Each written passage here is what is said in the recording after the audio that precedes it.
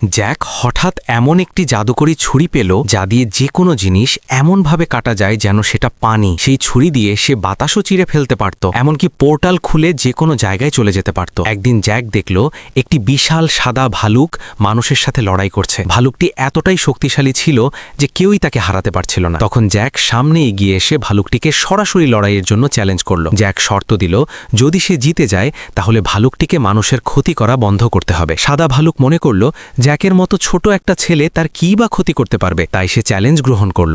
কিন্তু জ্যাক বলল লড়াইটা সমানভাবে হওয়া উচিত, তাই ভালুককে তার হেলমেট খুলতে হবে। সেই হেলমেটটি এক ধরনের দিব্য ধাতু দিয়ে তৈরি ছিল, যা কোনো সাধারণ অস্ত্র দিয়ে ভাঙা বা কাটা সম্ভব নয়।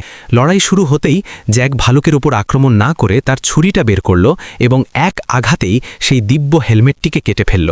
এটা দেখে ভালুক হতবাক হয়ে গেল।